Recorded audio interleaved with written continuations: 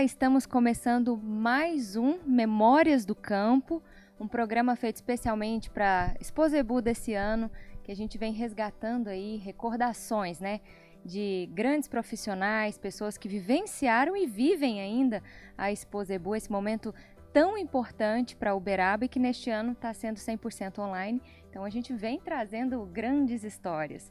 Hoje aqui comigo o nosso gerente de produto Leite Nacional, Guilherme Marques, e a mãe dele, que está aqui também, que é mestre em História do Brasil pela Universidade Federal de Goiás, que é a dona Eliane Mendonça Marques de Rezende. Sejam muito bem-vindos, viu? Obrigada.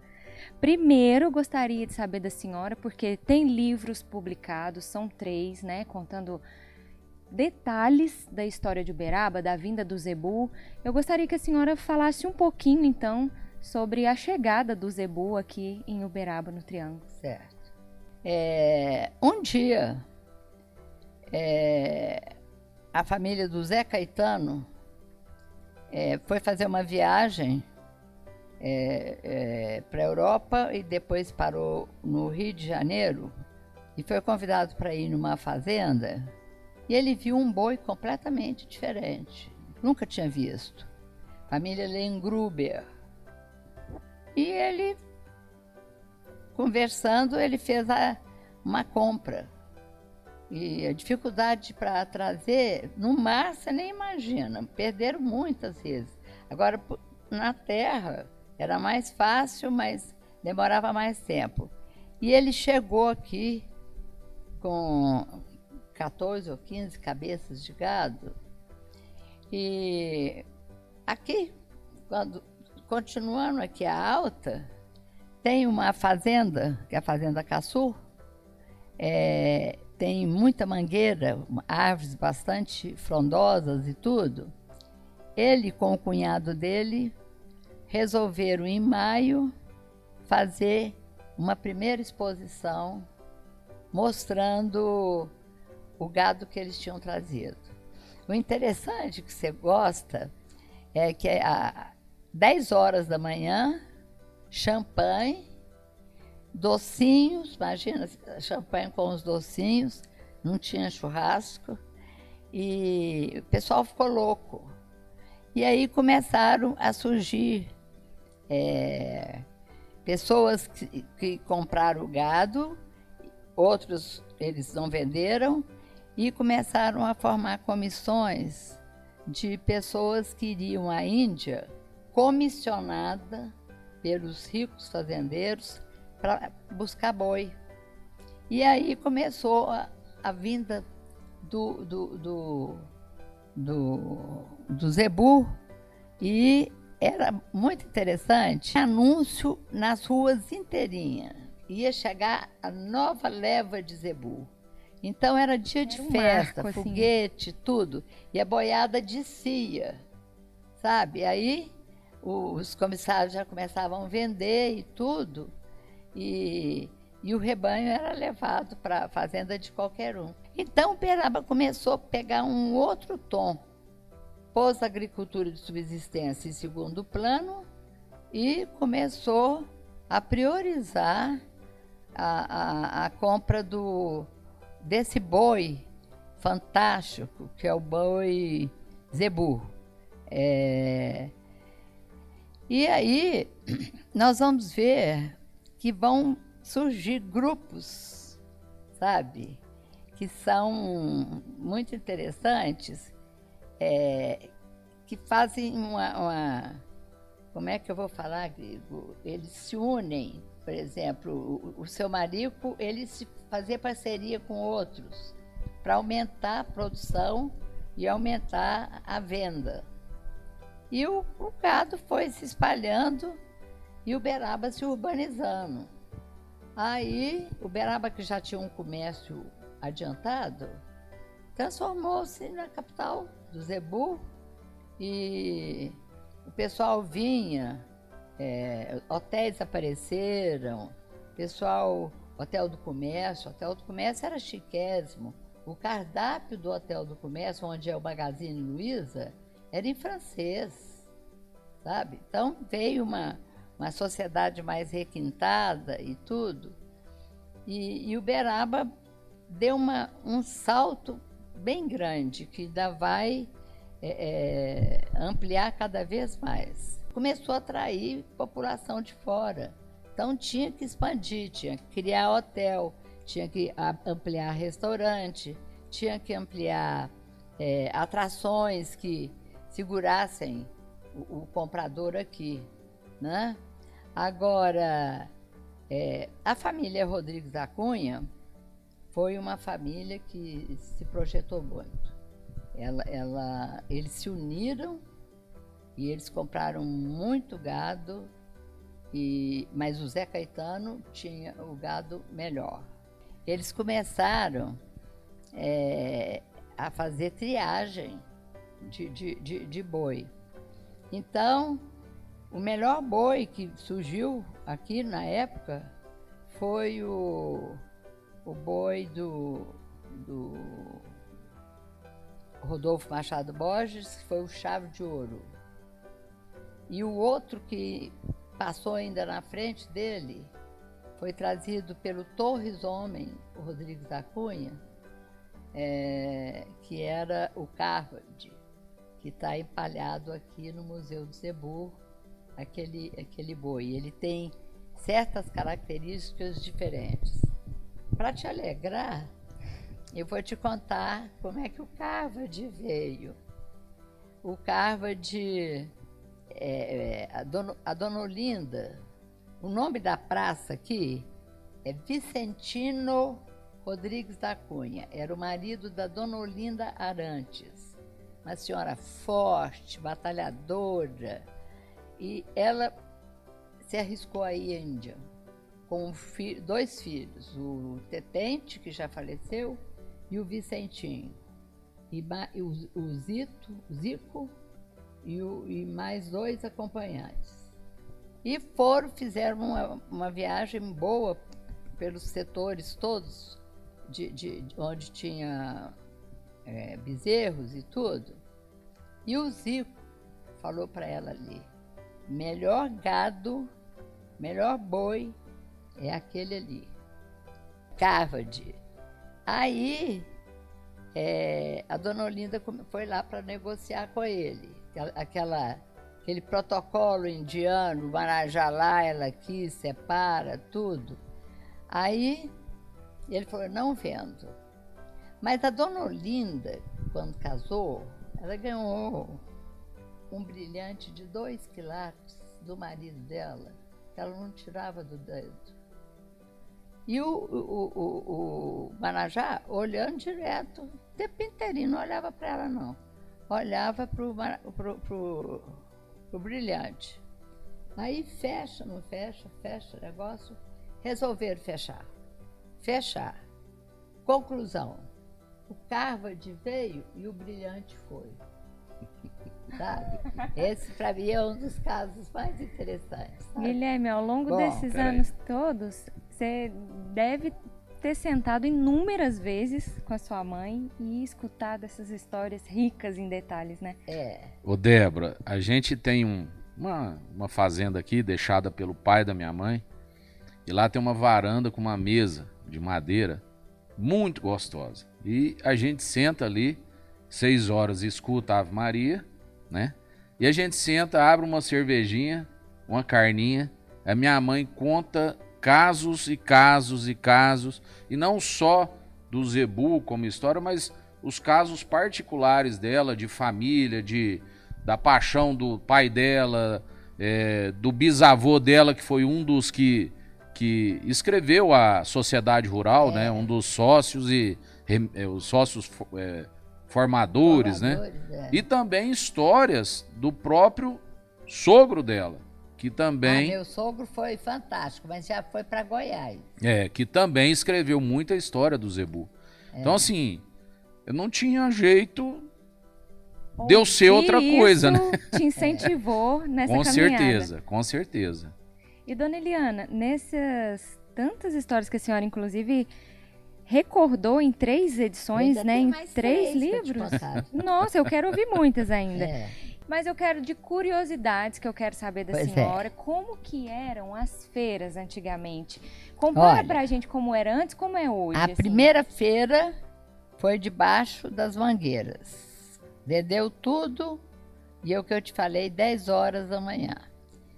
Onde hoje tem o Uberaba Tênis, tem um Abaixa prédio. só um pouquinho o microfone pra gente ver seu rosto melhor. Abaixa. Um pouquinho assim. Isso, Não, perfeito. Tem um prédio branco que é a Santa Casa, era a Santa Casa, hoje é uma parte do hospital. E ali era pasto. Ali teve uma outra exposição, primeira exposição que a prefeitura financiou. Débora, sabe o que eles fizeram? Sabe, você já viu, não foi na Índia, mas eu também não fui na Índia. Já vi aqueles painéis todo tampado, que eles ficavam sentados assim. Eles fizeram a exposição um quadrado enorme, como se fosse um harém. E cada um separado tinha o seu gado. É lógico que com o dinheiro deles e a ajuda da prefeitura. Essa exposição, para mim, em termos de visual, é a mais bonita. Porque tudo autêntico, assim, cópia autêntica. Também vendeu tudo, vendia tudo.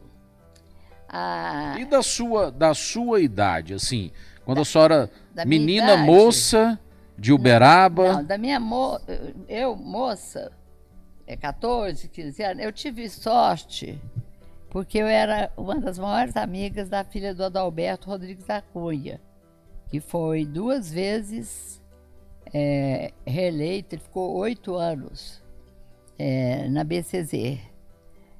Não, Sociedade Rural do Triângulo Mineiro, né? Então a gente ia com ele da carroceria de caminhonete e era uma delícia, mas não tinha, só tinha um restaurante de palha, tinha os como é que chama? Os coxos, não? Tinha o coxo de... O coxo, e não tinha show. Então, por exemplo, lá para 7 horas, 8 horas, ficava só os mascates ou o pessoal mais simples, e a gente ia embora. Com o passar do tempo e a vinda primeira do Getúlio Vargas, amava Uberaba. Ele ficou hospedado na casa do Adalberto Rodrigues da Cunha, que era o presidente da BCZ. Para você ter uma noção, ali no comecinho da avenida, depois que você atravessa Sigismundo Mendes, você já viu uma casa linda, pintada de branco, que hoje é a representação do Boticário? Aquela casa era dele e o Getúlio ficava hospedado na casa dele. Então todo mundo ficava doido para ser convidado, os grandes fazendeiros. Mulher só tinha uma sobrinha dela e ela. Ela não convidava nenhuma filha, porque também a gente tinha 14, 15 anos. E ela fazia trança assim, com a mesa, a sala muito grande. Era um banquete que varava a noite. Todo mundo sabe? passava o ano inteiro esperando o período da exposição começar? E o Getúlio toda vez ficava lá, e ele adorava. E outra coisa que ele adorava era o churrasco da Fazenda Modelo. Fazenda Modelo é onde ali é Pamig, aquelas proximidades. Aí matava-se o boi, ele marcava o boi, tem várias fotos dele marcando o boi, e aquilo ele bebia, tomava chimarrão. Nessa eu fui algumas vezes, porque podia ficar solto. E depois dele, veio o Juscelino. Juscelino tem um caso muito engraçado. O Juscelino cheio de etiquetas, né? Como é que ele era conhecido, mãe? Pé de valsa. Porque tinha um baile chiquésimo no Jockey. Era baile a semana inteira, a gente ia. Ia tirar as moças mais bonitas, mesmo casadas. Ele tirava as moças mais bonitas. E aí, ele dançava. Para ele, era época melhor ele vir para Uberaba. Aí, os 2 banquetes não tinham dança. Só no baile do Jockey Club. Aí as mulheres enfeitavam vestido do Rio, vestido de São Paulo, vestido de Londres, vestido da França principalmente. O produto francês entrou aqui a toda. Era um momento super esperado, então, que todo mundo se preparava para ele, né? Hein? Era um momento muito esperado, que todo mundo se preparava. Nossa, a cidade... E outra coisa, 3 dias de feriado, você já pensou? Então, todo mundo, ninguém viajava. E fora os mascates que chegavam com novidades para você comprar. E, dona Eliana, teve um presidente que veio na exposição que passou perrengue, né? Ah, do Touro, o Guilherme já te contou? Não, a senhora Conta pra aqui. gente, a senhora Eu que vou me contar. contou, mas foi no O bastidor. do Touro, tem uma fazenda aqui, que era a melhor fazenda que tinha, do Mário de Almeida Franco. O aeroporto chama Mário de Almeida Franco. Essa fazenda tem uma história que eu vou contar pequenininha antes de eu falar sobre isso. E ele tinha um gado fantástico. E o Getúlio gostava de entrar no começo da exposição, rodear tudo. Entrava andando, subir, né? Não entrava de carro. Subir lá no palanque.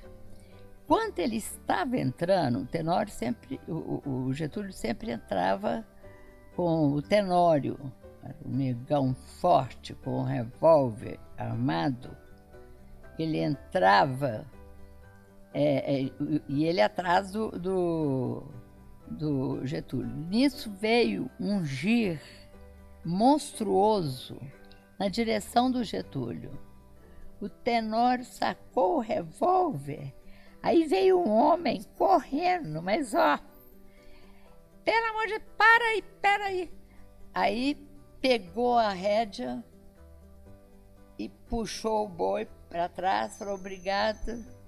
Aí, agora, nesse livro que nós descobrimos, o boi era do Mário de Almeida Franco. Ele escapuliu do galpão dele e foi um medo, sabe? Ô mãe, deixa eu te perguntar uma coisa. Eu acho que a Débora vai gostar dessa história. Minha mãe é viúva, né? Foi casada com Mário Humberto. Um marido só, né? E quando era para inaugurar a exposição, era uma festa, né? Tinha uma carreata, né? Tinha. E minha mãe nunca andou num carro vermelho que tinha aí. Mas eu não andei não, viu? Nunca andou. E o carro vermelho, ele ia na frente, né? Abrindo a carreata. O carro vermelho era um MG em inglês. E ele abria a carreata. E geralmente quem tava com ele? Seu pai. Não, mas quem tava com ele? Mas não era eu, não. Era a Miss Brasil? Miss Brasil. Miss Brasil. Ieda.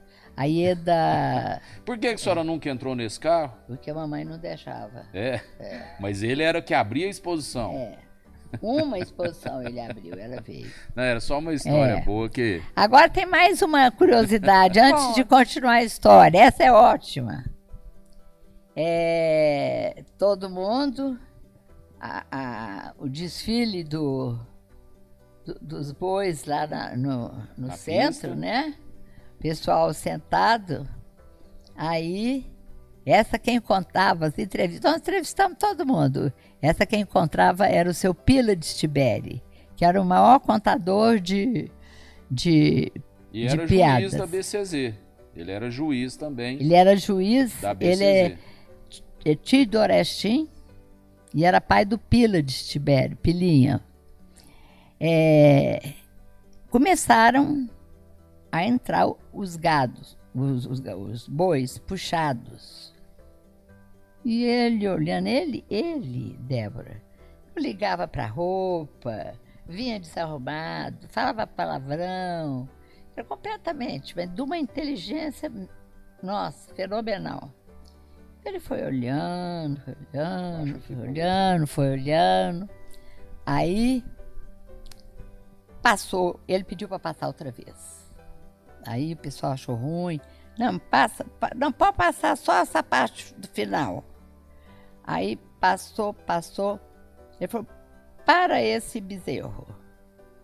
Era Nelore. E o Nelore tem a cauda, né? A vassoura. A vassoura preta. Ele falou assim, esse Nelore, traz um balde de água para mim, por favor, com um pano. Aí o capanga foi lá, trouxe, né, o funcionário. Ele pegou ele mesmo, e ó, com sabão, o produtor tinha pintado o rabo do bezerro para vender como Nelore. Olha que migué. Naquela época. Naquela época, viu? Dona Essa Eliana, história também é famosa. é muito boa. O nosso tempo é curto para saber muitos detalhes. Eu queria falar de uma forma rápida, porque hoje a senhora também é criadora, né? Então, eu gostaria que a senhora compartilhasse disso com a gente, essa paixão aí pelo Nelore que cresceu e hoje tem a criação da senhora também. Conta como que a senhora começou a criar, então. O Guilherme te ajuda? Não, foi o Guilherme. Foi o Guilherme. Ele que implantou, então. Contra a minha vontade, ele pegou o Girolando. A gente brigava toda semana que ia pra fazenda. Agora, até que enfim, ele me chamou e falou, vamos lá. Aí tinha vendido tudo e comprado Nelore. Teve um fato que muita gente não sabe, e você vai ficar sabendo agora. O Adalberto, o seu Adalberto, com o Getúlio era assim. E muita gente, muitos produtores de gado, deram passos maiores do que as pernas. E pediram empréstimo ao Banco do Brasil para comprar zebu. E compraram muitos.